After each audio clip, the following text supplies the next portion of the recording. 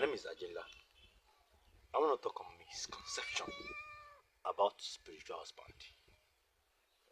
Many people go to spiritualists, Yanefa, Yalorisha, Babalawo, and they will tell you spiritual husband you have to separate you and your husband, and they've separated a lot of people from the spirit who is supposed to help them and help their career. And after this separation, they have been living in a miserable life. The truth is that when someone die, the person transits into another world. Now, the same way you transit, you move from those realm into this realm. You have your family there. When you enter this realm, this earth, this human existence, this human form, those family, they follow you into this realm.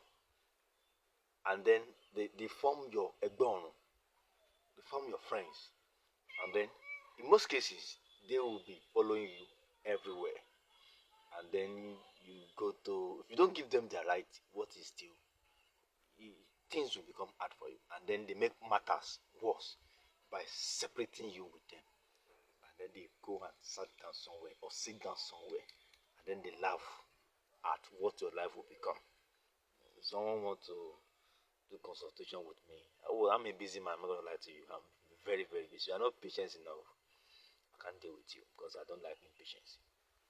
So later in the evening, or it was even the following day that I messaged her. I said, okay, I said you want to do consultation yesterday. They said, they've done it for me. They told me that it was orun, spiritual husband that is disturbing me. I said, okay, it's okay. Because I know there's nothing like spiritual husband. It is just sakamanji. All these people they call spiritual husband, spiritual wife, they are your family. They are your egbon. You just have to do the needful. And then, instead of them tormenting you or you are seeing them as enemy, they will bring blessings to you.